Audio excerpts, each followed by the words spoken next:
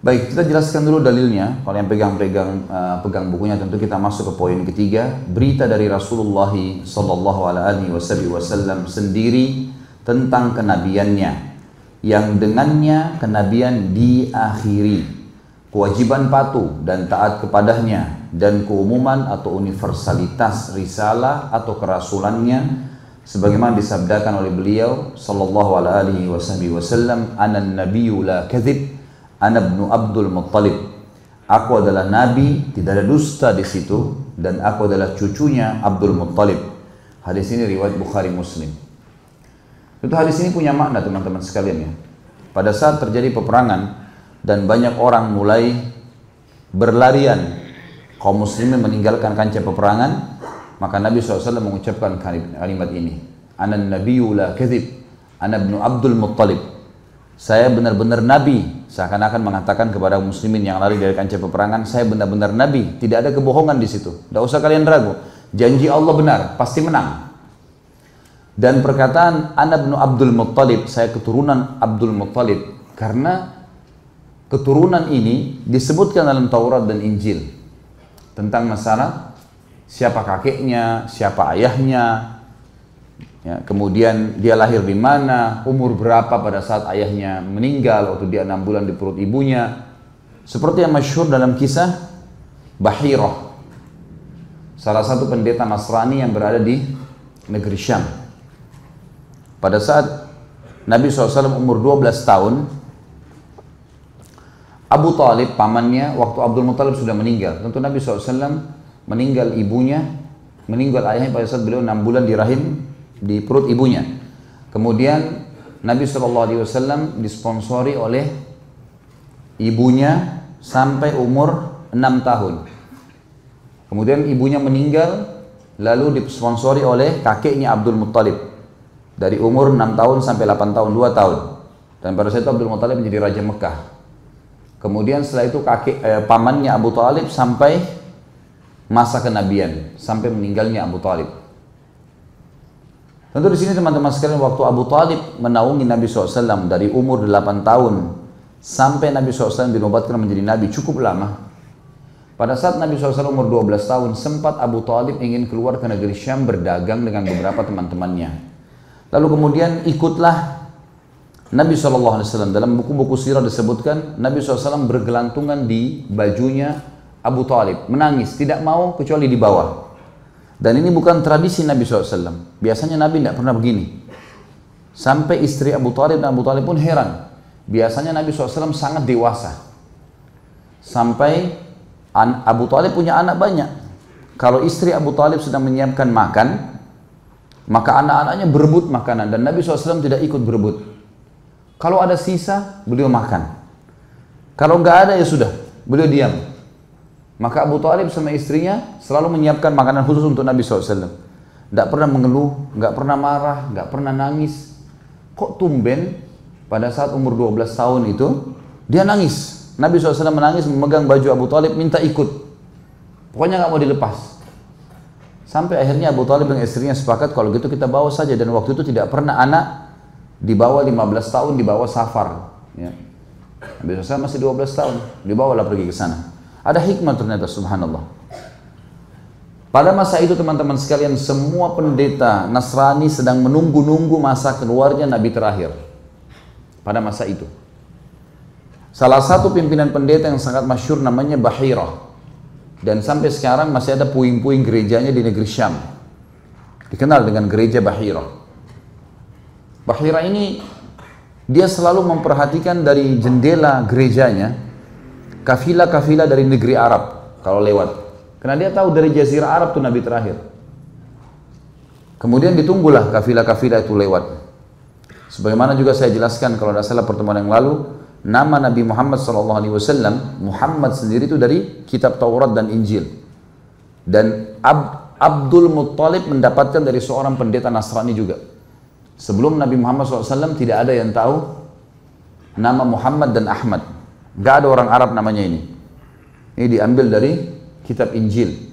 Karena pendeta pernah berkata kepada Abdul Muttalib waktu ketemu dengan Abdul Muttalib, kakek Nabi ya. Sebentar kita kembali ke kisah Abu Talib. Maka Abdul Muttalib sempat ditanya oleh seorang pendeta Nasrani di negeri Syam, dari mana kalian? Dia bilang dari Jazirah Arab. Dari kota mana tepatnya? Dari Mekah. Kata pendeta itu, akan keluar dari kota kalian nabi terakhir yang kami semua menunggunya, dan namanya Muhammad. Orang tidak ada yang tahu nama Muhammad orang Arab pada saat itu, walaupun maknanya bagus. Muhammad dan Ahmad sama, artinya terpuji. Seperti kalau kita baca Alhamdulillah, Alhamdu Hamada Yahmadu, artinya terpuji. Ahmad dan Muhammad sama artinya. Maka kata Abdul Muttalib, dari mana anda tahu? Dia bilang, kami tahu dari kitab kami. Taurat dan Injil menceritakan nabi terakhir namanya dia Muhammad. Maka Abdul Muttalib pun pulang bersama dengan 3 orang temannya. Kalau teman-teman ikuti di sirah, saya panjang lebar ceritakan tentang siapa saja nama teman Abdul Muttalib, dan akhirnya dia pulang dan mereka sepakat siapa yang dikaruniai anak pertama laki-laki atau cucu pertama laki-laki, mereka akan memberikan nama Muhammad. Dan pada saat itulah yang paling pertama menemukan cucu adalah Abdul Muttalib, dan beliau memberikan nama Muhammad. Ini rahasia nama Nabi Muhammad SAW. Belum saya jelaskan ya? Walaupun sudah, anggap belum. Sudah jadi kebiasaan. Baik, kita kembali kepada kisah Abu Talib tadi. Akhirnya Abu Talib ini lewat di depan, kafilahnya lewat di depan gerejanya Bahira. Tepatnya istirahat di depan situ. Uniknya kafilah ini dari semua kafilah ini lagi panas terik matahari, dinaungi oleh awan. Khusus kafilah ini yang ada Nabi SAW. Kafilahnya Abu Talib ini dinaungi. Dan pada saat kafilah itu berhenti di bawah pohon kurma itu menundukkan kepalanya, menundukkan daun-daunnya, terarah ke kafilah itu. Bahira heran. Lalu dia bilang sama pegawainya, ini disebutkan dalam riwayat Bukhari ada ya. Maka dia bilang sama staf-stafnya di gereja, undang kafilah ini secara khusus makan. Buatkan makanan, semua orang kafilah ini kita harus panggil makan. Panggil makan. Masuklah Abu Talib dengan teman-temannya, dan mereka meninggalkan Nabi SAW menjaga barang-barang. Gak ikut masuk. Bahira waktu hidangkan makan, orang-orang Arab ini pada makan semua, mereka tidak tahu kenapa diundang. Bahira melihat muka satu persatu, nggak ada ciri yang dia mau cari. Dia tanya, masih ada nggak dari orang kafilah yang tidak ikut? Kata mereka, masih ada, anak kecil, kami tinggalkan di luar. Kata Bahira, izinkan saya ketemu dengan dia? Kata mereka, silahkan. Pergilah Bahira bertemu dengan Nabi SAW. Lalu dipanggil Nabi SAW masuk ke dalam. Yang paling pertama Bahira lihat adalah ciri-ciri fisik. Karena dalam Taurat dan Injil disebutkan secara detail, alisnya seperti busur panah, warna hitam, kulitnya putih, pipinya kemerah-merahan, kemudian rambutnya berombak, dan yang paling ditekankan adalah di pundak sebelah kanannya ada tanda kenabian. Itu seperti gumpalan daging berwarna merah, semua nabi punya ini, semua nabi punya ini.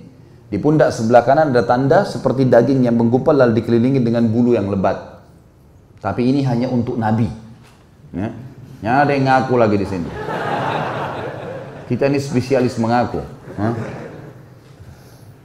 Maka Bahira bertanya kepada Nabi SAW di umur 12 tahun. Pertanyaan pertama yang dilemparkan kepada Nabi SAW, dan ini paling gampang untuk memancing orang ini penyembah berhala atau tidak. Orang-orang Mekah sangat menghormati 2 patung besar, namanya Lat dan Uzza.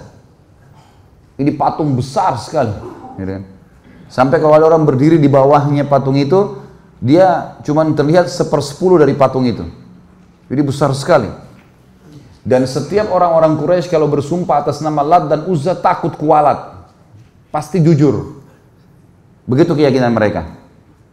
Jadi kalau orang Quraisy zaman itu ditanya, saya tanya kamu atas nama Lat dan Uzza, pasti dia jujur lah, ketakutan kualat.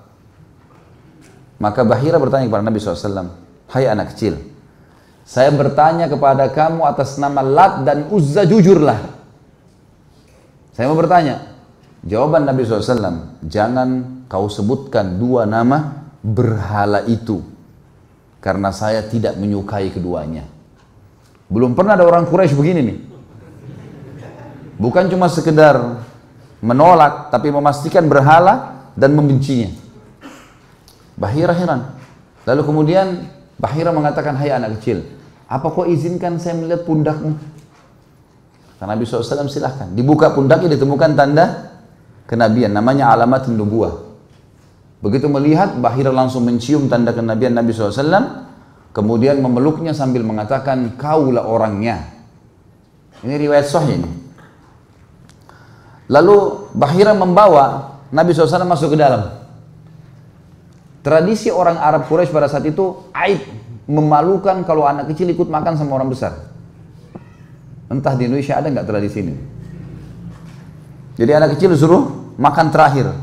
Oh ada sisa, nggak boleh campur sama orang besar. Tapi kita harus tahu sunnah Nabi SAW terbalik. Anak kecil diikutkan makan. Sampai Nabi SAW setiap habis sholat berjamaah 5 waktu, tradisinya selalu minum susu kambing. Makanya antum harus siapin susu kambing ini. Setiap habis sholat 5 waktu siapin susu kambing. Dan beliau meminum di wadah yang dituang, dan wadah ini dikeroyokin rame-rame. Nabi SAW minum, nanti sahabat di sebelah minum, minum terus keliling. Satu wadah itu untuk menjalin ukhuwah gitu. Maka biasanya yang duduk di sebelah kanan Nabi itu selalu orang yang pertama Nabi kasih. Satu waktu pernah ada beberapa sahabat Nabi yang kecil berebut duduk di sebelah kanan Nabi. Walaupun orang-orang yang sudah tua suruh pergi, nggak mau mereka. Kata Nabi SAW, biarkan. Duduklah.